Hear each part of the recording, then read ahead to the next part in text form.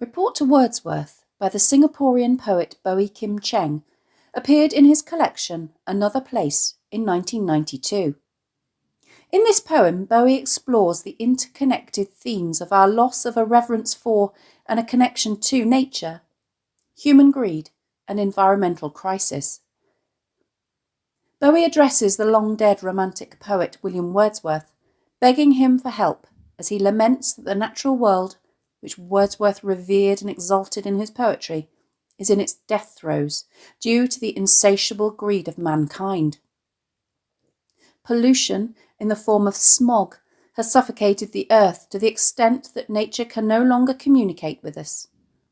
Flowers and birds are vulnerable to extinction, while our oceans are choked with toxic industrial waste. Even the ancient and immortal sea gods of Greek and Roman mythology are no longer venerated and have, instead, been brought to their knees. The poem ends on a note of despair as Boey, conveying the irreversible damage inflicted on nature, mourns humanity's disconnection from its teachings and harmony.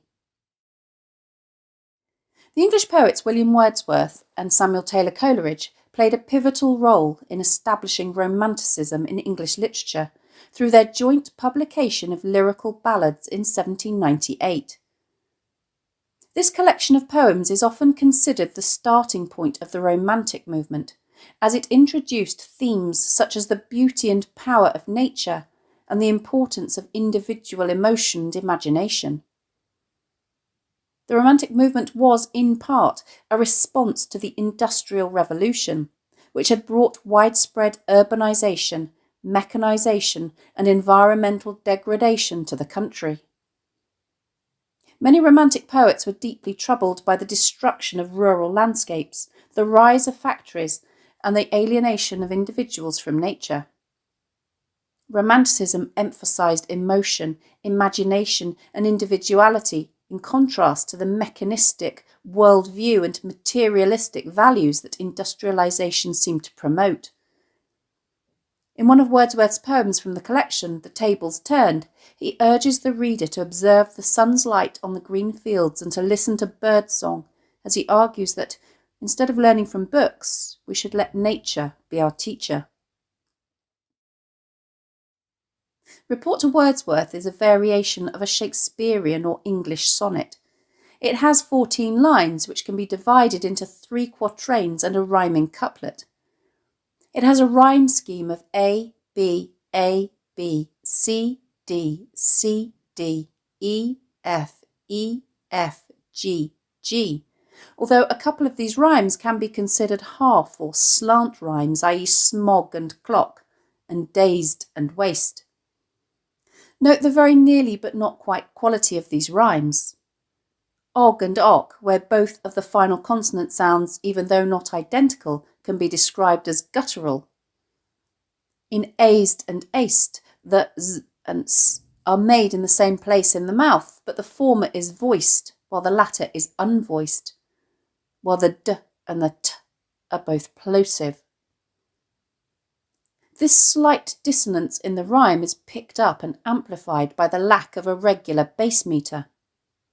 Sonnets usually have a bass meter of iambic pentameter, di-dum, di-dum, di-dum, di-dum, di-dum.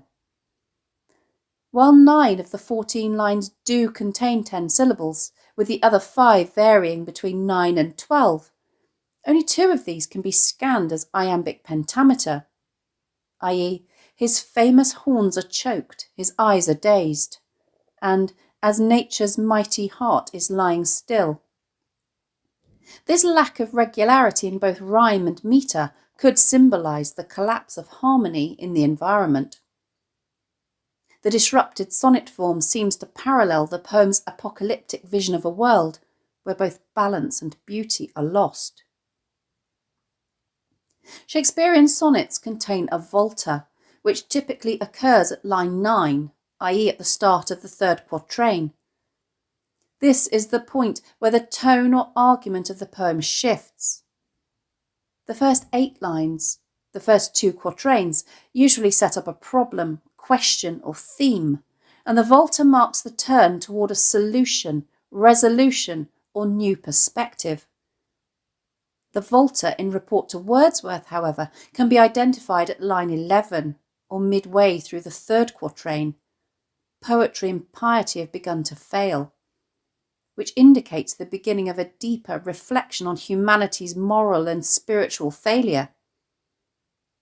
This deliberate disruption of the traditional structure can be seen as another reflection of the poem's theme of disorder and the breakdown of natural and societal systems. Most lines are end-stopped, which means that they feature punctuation, such as a comma or a full stop. Boey also makes extensive use of caesura in the first half of the poem, but relatively little of enjambment throughout, which results in a poem that is characterised by frequent pauses. The enforced slowness caused by these rhythmic devices adds to the solemnity and despair of the poem's tone, and mirrors the slowing of the sky as Boey imagines humanity's clock sluggishly coming to a stop. The poem is rich with figurative language such as personification, e.g. she, i.e. nature, has been laid waste. Metaphor, e.g. oh see the wound widening in the sky, and simile, e.g. in a sky slowing like a dying clock. Boey also employs sound patterning techniques such as sibilance, e.g. smothered by the smog, alliteration, e.g. wound widening, and assonance, e.g. sunk and dump. All of these literary devices serve to heighten the poem's emotional intensity and emphasise the damage inflicted on the natural world. Not only does Boey invoke the spirit of the literary giant William Wordsworth, but he also refers to figures from ancient Greek and Roman mythology, such as Proteus, Triton, and Neptune. By drawing on these mythological figures, Boey highlights the universality and timelessness of nature's struggle. These gods, associated with the sea and natural forces, are powerful symbols of nature's vitality and change, and were once venerated and worshipped. Bowie's inclusion of them emphasises his belief in the gravity of the environmental crisis, suggesting that even these mighty, mythic and immortal figures, who represent the forces of nature, are powerless in the face of humanity's destructive self-interest. The title Report to Wordsworth is significant because it immediately establishes the poem as a response to the Romantic poet William Wordsworth, inviting a dialogue between the past and the present. By using the word report, Boey implies that the speaker is delivering urgent news or feedback to Wordsworth, a figure who championed the beauty and wisdom of nature. The title suggests that, in contrast to Wordsworth's idealised vision of nature, Bowie's report reveals the devastating consequences of humanity's disregard for the natural world, making the title both an address and a critique. The poem begins with the plaintive, "You should be here, nature has need of you," which is enhanced by the trochaic rhythm of the first 3 feet. You should be here, nature has need of you. The second person pronoun you, to whom Bowie's speaker is addressing himself, is the eponymous Wordsworth. When a speaker speaks directly to an absent person, a thing, or an abstract idea, this is known as an apostrophe. By directly addressing a long-dead figure like Wordsworth, Boey creates a sense of intimacy, as if sharing an urgent, sorrowful revelation with a kindred spirit. This personal appeal to Wordsworth underscores the profound sense of loss, as if speaking to someone who would have been deeply affected by the current devastation. Note also how Boey personifies nature as a female figure. Nature is often personified as Mother Nature in mythology, art and literature, as a symbol of fertility, growth, nurturing and life. Bowie's use of this traditional personification is poignant, as it highlights the vulnerability of the natural world which has been laid waste or ravaged and ruined by human greed. The short sentence and matter-of-fact tone here is uncompromisingly grim. He continues, smothered by smog, the flowers are mute. The sibilant and nasal alliteration of smothered and smog can be described as idiophonic, as these sounds evoke the suffocating effects of pollution. The repeated sm sound imitates the sensation of being stifled by combined smoke and fog, and effectively draws the reader into the poem's oppressive atmosphere. The flowers, which are mute, have been silenced and can no longer communicate with us, while the birds are few in a sky slowing like a dying clock. This simile, which portrays time as mortal rather than infinite, creates a bleak image of species becoming extinct as time slowly comes to a standstill. The final lines of T.S. Eliot's 1925 poem The Hollow Men are, "This is the way the world ends, not with a bang, but a whimper." Similarly, Bowie suggests that, rather than some dramatic catastrophe, time and life with it will just ebb away as it is starved of the oxygen it needs for its survival. He continues, "All hopes of Proteus rising from the sea have sunk. He is entombed in the waste we dump."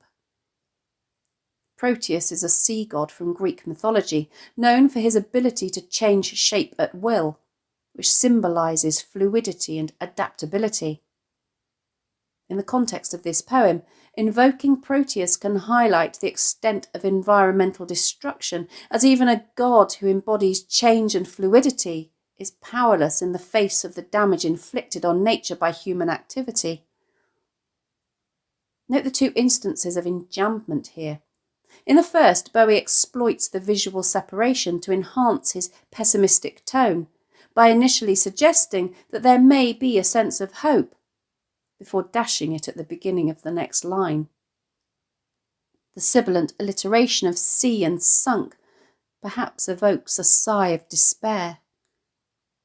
In the second, the enjambment effectively separates the formal entombed from the informal dump, highlighting the stark contrast between the two words. This juxtaposition is striking, as the informality of dump emphasises the careless and disrespectful attitude humanity has towards the environment, as we treat it like a rubbish tip, making the image even more shocking and impactful. Note also the assonance of sunk and dump, which links these two ideas together and suggests that our downfall is inextricably linked to our selfish and greedy actions. He continues, "Triton's notes struggle to be free. His famous horns are choked, his eyes are dazed." Triton is another Greek sea god who was the ruler of the depths of the sea. Depicted with his lower half as a fish and his upper half as a human, he was known for possessing a conch shell, which he blew like a trumpet to calm or raise the waves. Here, Bowie is asserting that Triton is no longer able to control the seas, as these shells are choked with toxic waste. Suffocated by the pollution, his eyes are dazed, as he seems on the verge of unconsciousness. Likewise, the once mighty Neptune, Roman god of the sea, lies helpless as beached as a whale. The simile suggests an image of a once all-powerful deity now rendered powerless and vulnerable, much like the whale stranded on land, unable to return to the sea. This evokes the sense that even the greatest forces of nature are no longer immune to the destructive impact of human activity. Meanwhile, insatiate man moves in for the kill, which suggests that Bowie sees humanity's actions as deliberate and predatory. The adjective insatiate means never satisfied and conveys an unrelenting, greedy drive, while moves in for the kill evokes the image of a predator closing in on its prey. This characterises humanity as a force of destruction, intentionally exploiting and killing off nature for its own gain, with no regard for the consequences. With these references to Proteus, Triton and Neptune, who are symbolic of our civilization, being incapacitated and killed, Boey suggests that if nature perishes, humanity's achievements will ultimately collapse alongside it. This implies that we are, in a way, victims of our own success. Our relentless pursuit of progress and dominance over the natural world has led to its destruction, jeopardising our own survival in the process. We now reach the volta of the poem, which is 2 lines later than is customary in a Shakespearean sonnet. The line "poetry and piety have begun to fail" marks a significant shift in the poem. Up until this point, Boey has lamented the devastation of nature with vivid imagery and mythological references. However, this line introduces a deeper reflection on humanity's moral and spiritual failure. It suggests that even the forces traditionally seen as capable of uplifting and preserving humanity, poetry representing art and creativity, and piety representing reverence and respect, are no longer sufficient to counteract the damage. Note the plosive alliteration of poetry and piety, which inextricably links the pair. This turning point intensifies the poem's tone of despair, as it implies that not only is nature dying, but that humanity's guiding values are crumbling too. The line "as nature's mighty heart is lying still" is a reference to one of William Wordsworth's most famous poems, the sonnet composed upon Westminster Bridge. This is, uncharacteristically for Wordsworth, a poem of lyrical beauty describing the view of the City of London, seen from a carriage crossing Westminster Bridge very early one morning. In the poem, Wordsworth marvels at the beauty of the golden sunlight reflecting off a glittering cityscape, which is silent and bare because everyone is asleep and the chimneys are not producing smoke. The poem ends with the exclamation, "and all that mighty heart is lying still." Here, this line is meant in a positive sense. The mighty heart of the country, which is London, is lying still, momentarily at peace and at rest. Boey, however, takes this line and alters it, "as nature's mighty heart is lying still."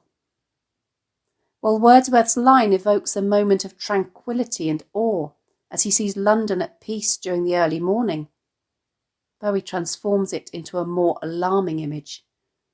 Nature's heart is not simply still, but is in cardiac arrest. This change implies that what Wordsworth saw as a peaceful moment is, in Boey's view, a symptom of something much more dire and irreversible. It is possible that Boey is criticising Wordsworth's idealised vision of nature, perhaps suggesting that his perspective was too idealistic or complacent. Wordsworth, in his time, celebrated the untouched beauty of nature, but Boey's more apocalyptic tone implies that humanity's disregard for nature has pushed it to the brink of death. By changing the line, Boey could be signalling that while Wordsworth saw nature as eternal and unthreatened, the reality today is that we are witnessing its collapse, something Wordsworth could not have anticipated in his own context. The poem ends on the rhyming couplet, "Oh, see the wound widening in the sky, God is labouring to utter his last cry." The use of "oh" here is archaic in tone and functions as a sound of lamentation and mourning, emphasising the depth of sorrow and loss that Boey feels for the destruction of nature. Romantic poets often used such expressions to convey emotional intensity and connection to the natural world. By using this archaic form, Boey not only aligns himself with the romantic tradition, but simultaneously signals the tragedy of what has been lost. The metaphor of a wound widening in the sky, enhanced by the alliterated "w" sounds, is suggestive of the hole in the ozone layer due to air pollutants, which became a major environmental concern in the 1980s and 1990s. The imagery of a wound conveys the idea of something once intact now being torn or damaged, and the notion of it widening emphasises the growing scale of this environmental crisis. Boey presents a profoundly apocalyptic vision where humanity's destructive actions have not only ravaged the natural world, but have even brought God, once omnipotent, omniscient, and omnipresent, to the brink of collapse. In this vision, God, who is traditionally seen as beyond mortality, is now depicted as labouring to utter his last cry, suggesting that the divine too has been made vulnerable by human greed and neglect. This imagery conveys a loss of transcendence and power, portraying a world where even the divine is not immune to the catastrophic consequences of human actions.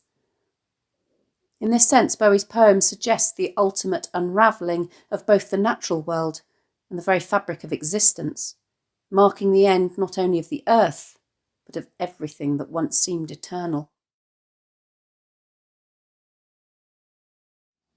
Thanks for watching. If you have any questions, please let me know in the comments section below, and I'll do my best to answer them. Don't forget to subscribe to my channel for more videos on English language topics and exam techniques, and English literature texts.